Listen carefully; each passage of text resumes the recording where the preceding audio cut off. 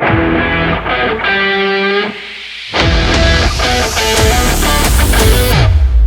can see everybody's getting more excited as the music plays. It all feels familiar, and we're just all happy to be in the house. And I know one of the people that is just glad to have things a little bit back to normal is the Team Trump comms director, and that is Tim Murtaugh. Tim, how do you feel? How's it feel to be back? Oh, it feels great to be back. It's even good to hear the old rally playlist again. Right? So many times you hear these songs and it brings back memories, and it seems like a long time ago. But as we stand here, it actually sort of feels like yesterday. I mean, this is going to be a great night in Tulsa, Oklahoma for President Trump to get back out on the campaign trail, speak face to face to the American people. It's where he connects best with them. And this rally will be a big, loud, boisterous signal to the rest of America that it's time to get going again. You know, we saw the great economic news in May, 2.5 million new jobs created, the largest month of job creation in this country's history. The great American comeback is underway. President Trump is back out on the campaign trail, a MAGA rally just like it was, and it's going to be a great night. It is. They're lighting up already, and I know the president's not even close. We still have hours before the president gets here, but they're so excited. What's the best part of your job? The best part of my job, I got to tell you, I love coming to rallies, you know, and seeing the good folks like you and the people at America's Voice who really are in tune with what's important to the people in this country and not distracted by the nonsense that the mainstream media and the Beltway media cook up every single day. All the things that really don't matter to Americans. And, you know, coming to a rally and getting to see different parts of the country and different states and see how the president's policies have positively impacted those people, and to see the genuine love and the enthusiasm that the people who come to the rallies have for President Trump and his policies and the love that he gives back to them. I mean, it really is great.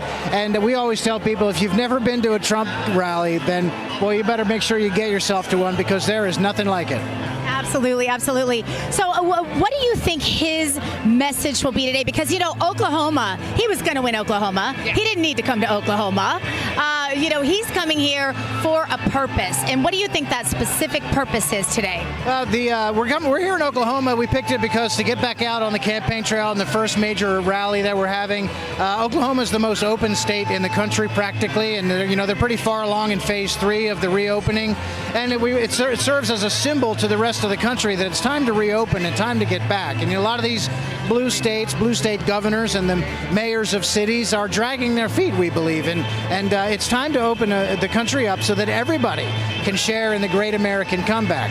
But I think that you'll hear from the president tonight is a message of unity, the fact that Americans have a lot more in common than they have things that divide us. And I think you'll hear him talking a lot about that, and about the great American comeback, the good news that we're already hearing, and the V-shaped recovery that everyone is now anticipating, getting back to where the great economy that the president built was unprecedented.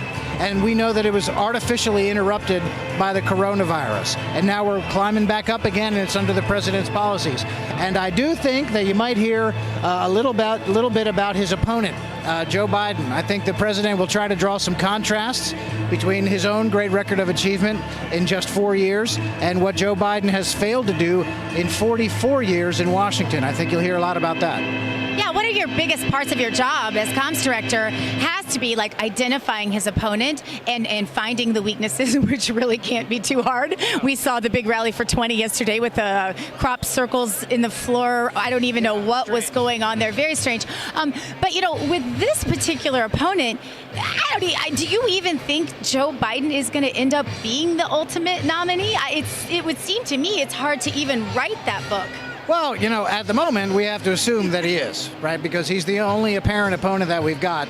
And you're right. To list his failures and his poor record in 44 years in Washington is actually a pretty easy thing to do. You know, let's talk about the economy. He oversaw the slowest economic recovery since the Great Depression. And he says it openly, like he's proud of it. As president, the first thing he would do would be to repeal President Trump's tax cuts. And that means a tax increase on 90% of American taxpayers. That's astounding. That is not the way to get the economy back on track again. And on top of that, he wants to impose on everybody the Green New Deal, which is mountains of regulations on every business in this country. And it would also eventually outlaw are all of our energy industries. And there are 10... Devastate Oklahoma specifically. Devastate. We're here in Oklahoma, which of course is a huge energy producing state, but there are a lot of states that would absolutely crush. Like, for example, in Pennsylvania, which everyone knows is going to be a very key state.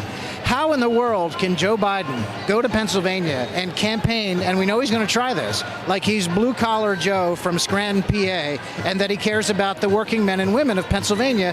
At the same time, he's got Alexandria Ocasio-Cortez writing his climate change platform for him.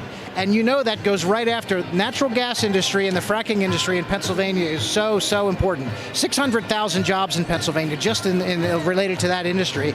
And the Green New Deal would wipe it out. So you can't be for jobs and be for the Green New Deal at the same time. The two are not compatible. I would almost think your hardest part of your job right now is taking him seriously enough to even communicate about it. Yeah, he doesn't come out very often, and when he does, 97 days, I believe, or 79 days since his last press conference. Yeah, it's been 79 days since his last press conference, and he made a speech the other day in Philadelphia in front of a room full of really literally several people. Yeah. We're here in this great, beautiful stadium where President Trump's going to have a loud crowd, and Biden is speaking to an empty gym, really.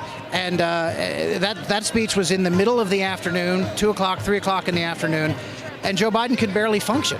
I mean, it was like he truly was like almost asleep there at the podium. It was astounding.